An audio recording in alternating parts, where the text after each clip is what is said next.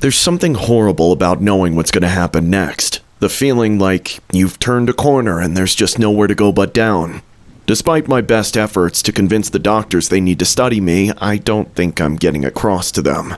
In fairness, I'm at a hospital and these people treat gunshot wounds. I need a genetic testing lab, maybe? Can I demand a genetic test in a will? I need a will.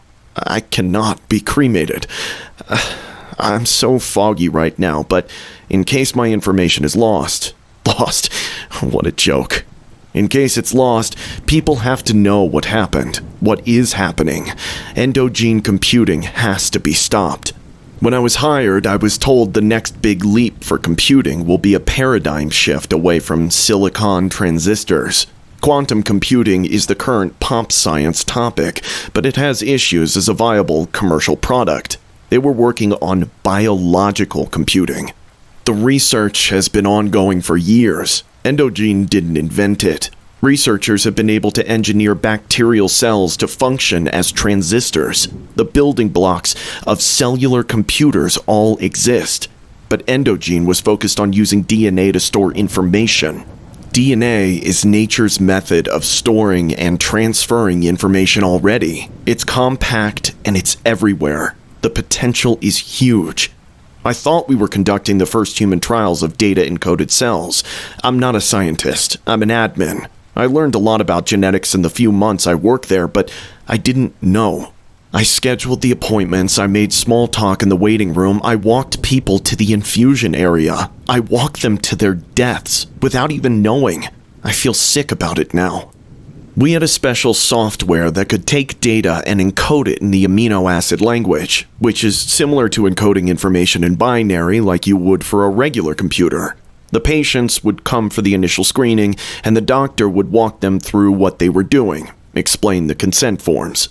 They made a big show of the software. They let the patients pick anything they wanted to encode in their blood. A favorite song, a book, as long as it was only a few megabytes. One of the patients, Jane, told me she had chosen a photo of her late husband, so he would always be with her. We had a DNA printer, a machine that would create new strings of DNA from the encoded data. It's actually pretty simple to build chains of DNA, or so I was told. It's harder to make sure that the place you're adding or removing the DNA doesn't have any other unintended consequences in a living organism. The magic was really in the machine that cut up and inserted data into the DNA in the right places to create the modified blood cells. But Endogene did it. Their intellectual property was the algorithm for it. The human genome is around 750 megabytes. Inserting a few kilobytes here or there is inconsequential if done correctly. At least that's what they said. The data gets broken up into small chunks and numbered, and then you can scatter the information however you like throughout the genome for reassembly later. Once you have time to grow new cells, all you would have to do is a pinprick blood draw to get your data, as virtually all your blood cells would be miniature hard drives, millions of redundant copies of your data. Everyone in the office had had it done, they told me. They offered me a bonus if I was willing to do it so they could send me to an industry conference with some of the researchers so I could help them do a live demo of the data retrieval process. I picked a song my mom always used to sing to me as a kid, just the lyrics.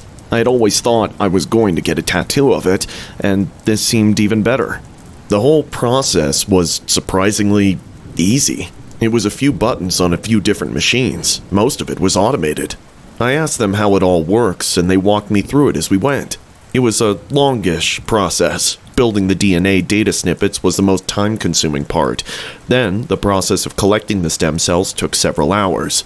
The gene editing was surprisingly quick, and then the blood could be put back into the person it came from. It made me nauseous, but they said that was a normal side effect, and I recovered quickly. I don't know what tipped me off exactly. Sometimes I thought maybe a couple of my coworkers were giving me odd looks. I saw one of the brand new researchers openly weeping in the bathroom. She hadn't closed the door. She was leaned over the sink. Big, racking, ugly sobs.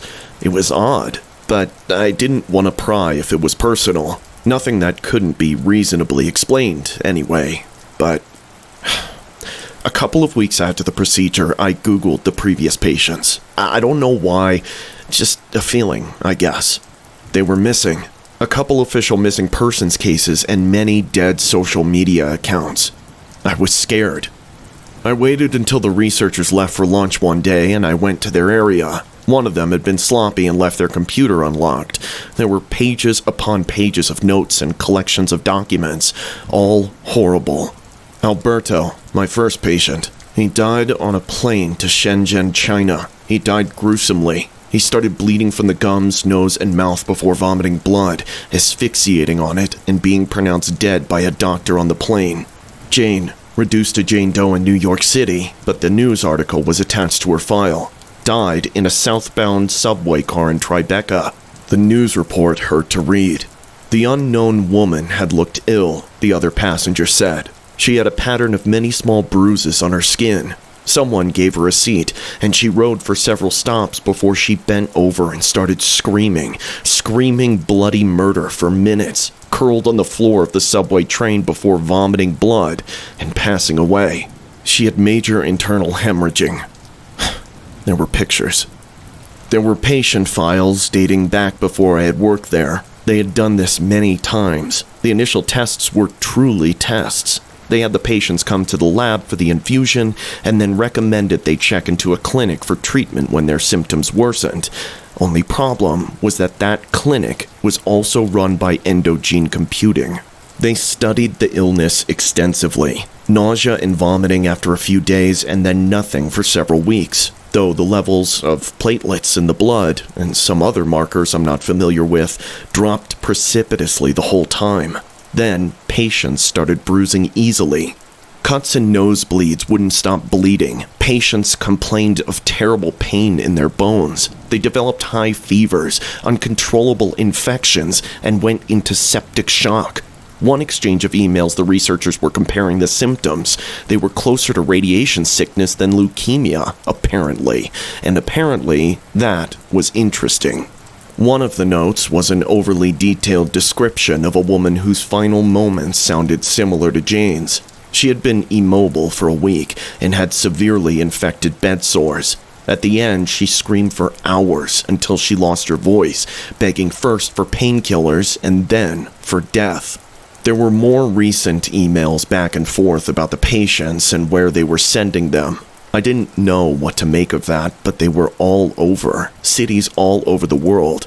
From the emails, I gathered that they hadn't engineered the DNA to be lethal. It was an unforeseen side effect of an immature technology, as one of them put it.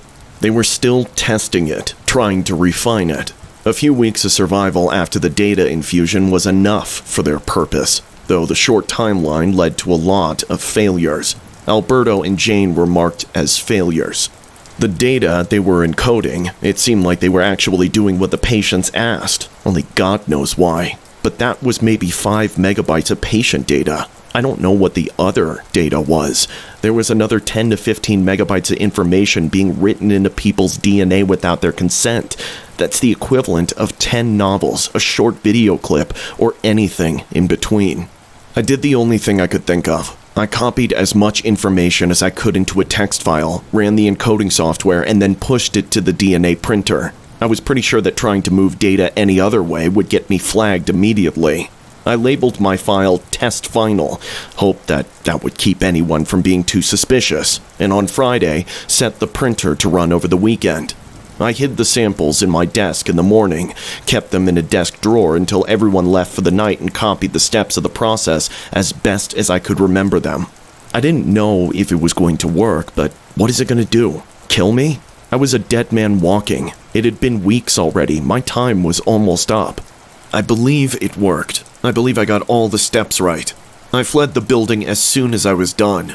I spent the last 2 weeks getting several states away while staying off the grid as best as I could.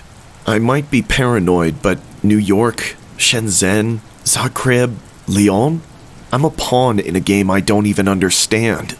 I traveled until I couldn't. I checked myself into a hospital under a fake name. I can't eat. I've got a fever, and the doctors don't understand what I'm saying about my genetic code being altered, but they're giving me IV fluids, and I'm praying they'll give me some pain medication when I need it.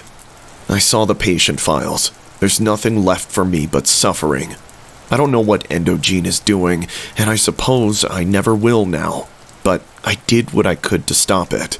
These records and receipts are part of me now. They're my legacy. Ugly as they are, I have to believe it wasn't all in vain.